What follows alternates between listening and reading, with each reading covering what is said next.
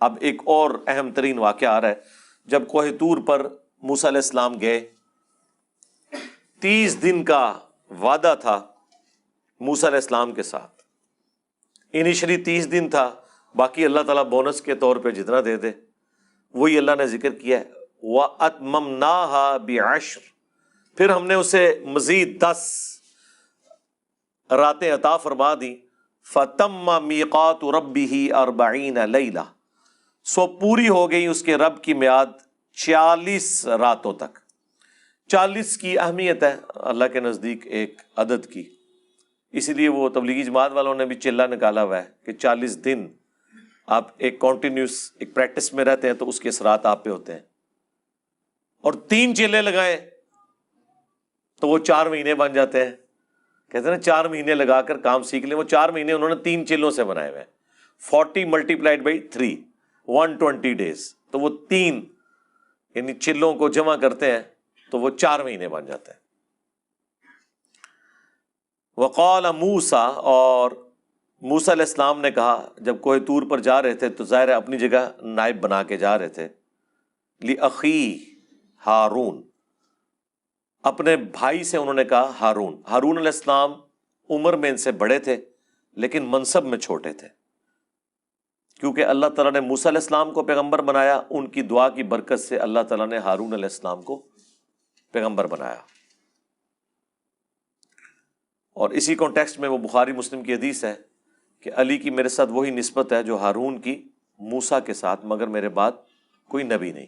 اور یہ آپ علیہ السلام نے جب غزوہ تبوک کے موقع پر جا رہے تھے تو حضرت علی کو عورتوں پر اور بچوں پر خلیفہ کے طور پر چھوڑا۔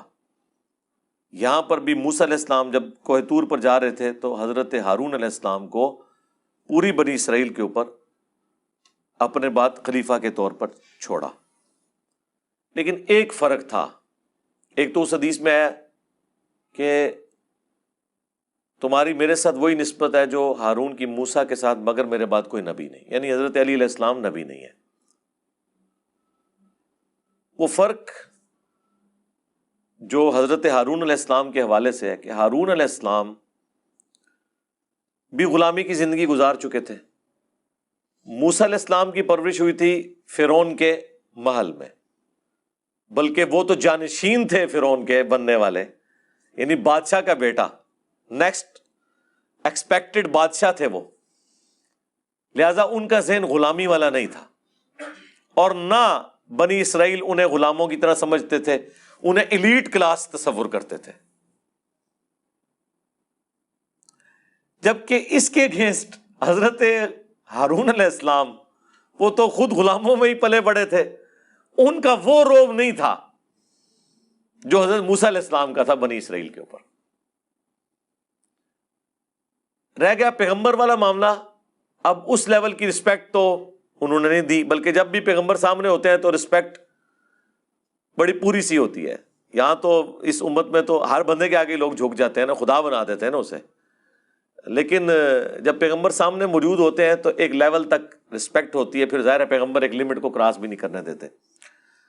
اب ہارون علیہ السلام کو انہوں نے بنا تو دیا، ہارون اخلفنی فی قومی، تم میرے نائب بنو میری قوم کے اندر، وَأَصْلِحْ، اور ان کی اصلاح کرتے رہنا، وَلَا تَتَّبِعْ سَبِيلَ الْمُفْسِدِينَ، اور دیکھنا مفسدین کے راستے پر نہ چلنا، یعنی نصیحتیں کی کہ اس معاملے کو صحیح طریقے سے لے کے چلنا۔ پتہ تو تھا ان کو اپنی قوم کا کہ کام ڈال سکتی ہے، کیونکہ یہ تو کام ڈالا ہے نا کہ موسیٰ علیہ السلام موجود ہیں اور کہہ رہے ہیں کہ ہمارے لیے رب کا ایک بت مقرر کر دیں، تو موسیٰ علیہ السلام کو یہ تو ٹینشن ہوگی نا کہ میں جاؤں گا تو پیچھے کے کام پاڑ گئے، میری موجودگی میں انہوں نے اتنا بڑا کام ڈالا ہے تو یہ کوئی اور کام ہی نہ ڈال دیں۔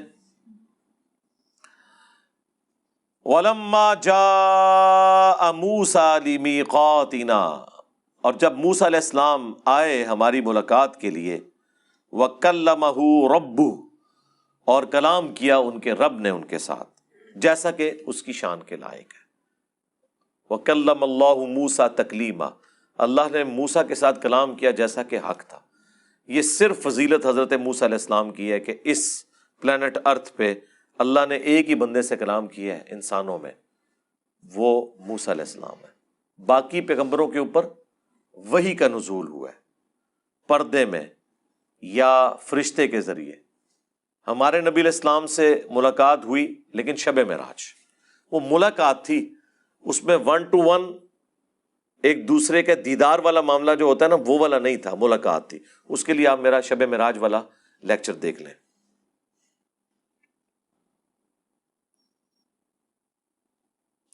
اب جب ملاقات ہوئی تو ان کے رب نے جب ان سے کلام کیا تو ظاہر ہے 40 دن تک آپ کی اللہ کے ساتھ گفتگو ہو رہی ہو. اب یہ گفتگو کا موڈ کیا تھا؟ جیسے ایک انسان دوسرے سے بولتا ہے جس میں الفاظ ہوتے ہیں، آواز ہوتے ہیں، نہیں، اس کی کیفیت نہیں بیان ہوئی. تو اب اتنا عرصہ بندہ 40 دن تک باتیں کرتا رہے تو فرینکنس کا لیول آپ سوچ سکتے ہیں. تو انہوں نے عرضی ڈال دی ساتھ ہی، قال ربی ارنی انظر الیک، کہا میرے رب میری خواہش ہے تو مجھے اس قابل کر دے کہ میں تجھے دیکھ لوں. قال لن ترانی، بالکل اسٹریٹ فارورڈ جواب، تم ہرگز مجھے نہیں دیکھ سکتے. یعنی اس دنیا میں اللہ کا دیدار پاسبل نہیں ہے. یہ اللہ تعالیٰ نے اپنی ڈیسٹنی میں مقرر کر لیا. آپ کہتے رہے بزرگوں کو اتنی دفعہ دیدار ہوا تو اتنی دفعہ دیدار ہوا، وہ آپ کہانیاں کرواتے رہے، وہ آپ کی اپنی مرضی ہے. موسیٰ علیہ السلام کو ایسا کوئی پیکج آفر نہیں ہوا. وَلَٰكِنِ انظُرْ إِلَى الْجَبَلِ، لیکن تم پہاڑ کی طرف دیکھو. فَإِنِ اسْتَقَرَّ مَكَانَهُ، اگر یہ اپنی جگہ پر ٹھہرا رہا، فَسَوْفَ تَرَانِي، تو پھر تم بھی سوچنا کہ اللہ کو دیکھ لو گے. یعنی ڈائریکٹ اللہ تعالیٰ نے تجلی ان کو اپنی نہیں دکھائی دیدار، بلکہ اللہ تعالیٰ نے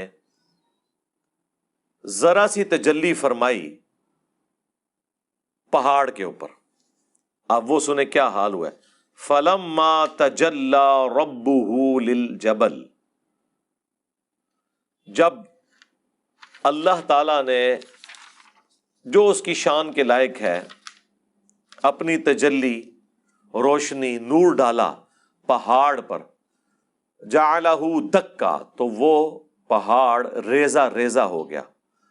وَخَرَّ مُوسَىٰ صَعِقًا، اور موسیٰ علیہ السلام بے ہوش ہو گئے.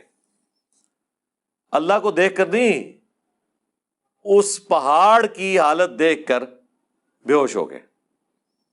یہ اللہ تعالی کی انڈائریکٹ تجلی کا ان کے اوپر یہ اثر ہوا.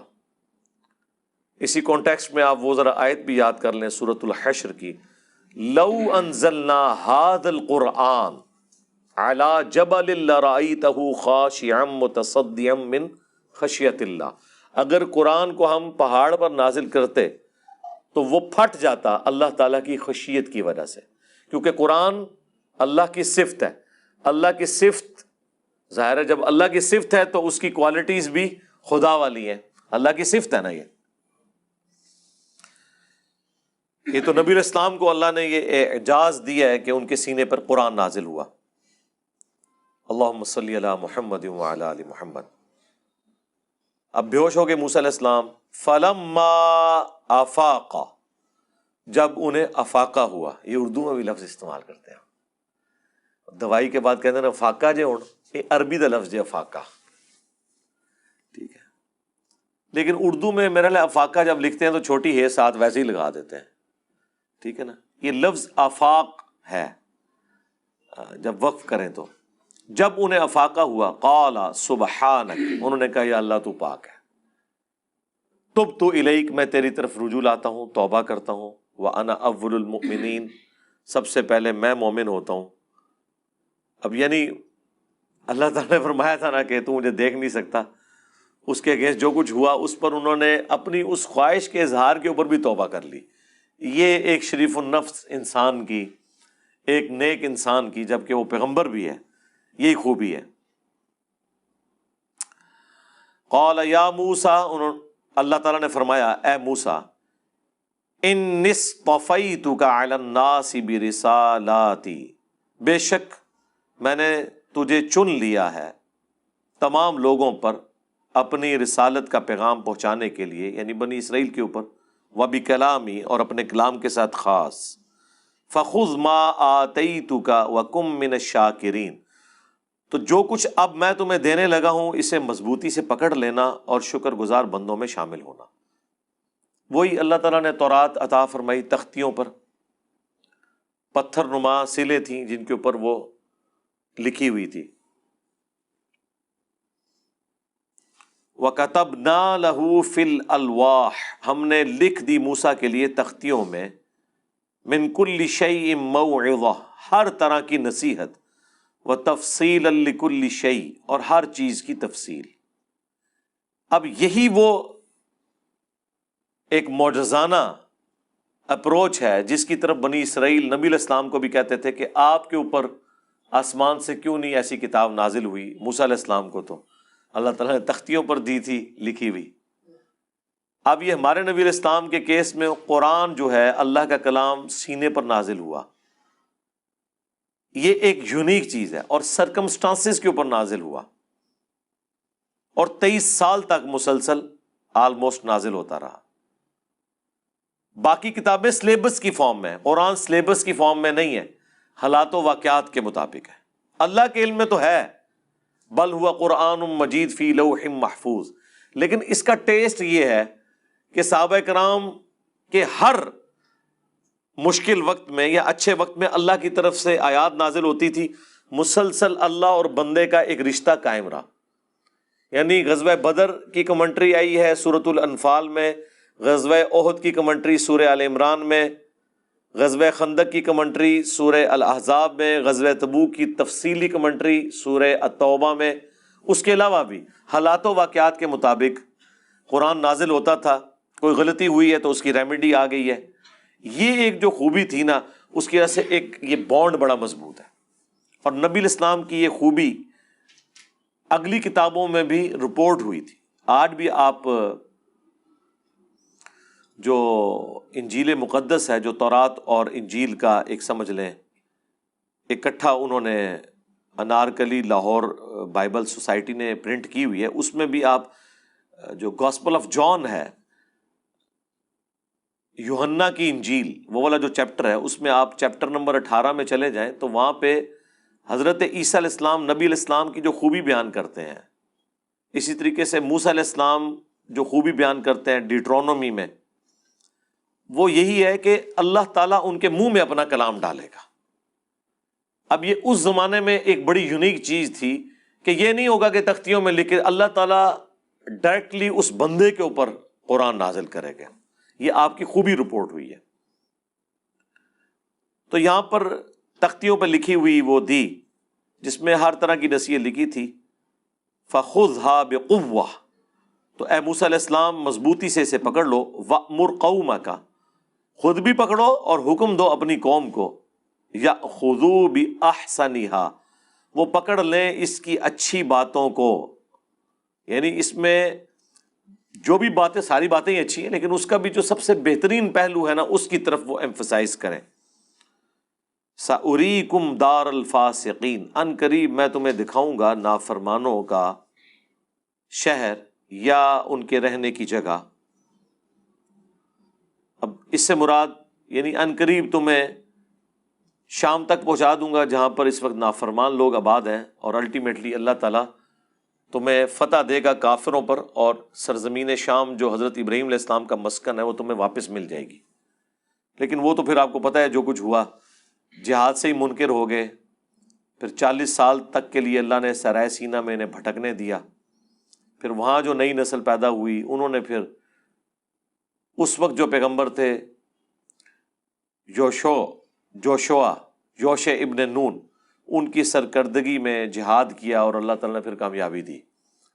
بہرحال موسیٰ علیہ السلام تو اسی دوران سرائے سینہ میں ہی فوت ہو گئے۔ آپ سے پہلے حضرت ہارون علیہ السلام بھی فوت ہو گئے، ان کی قبریں اسی صحرا میں۔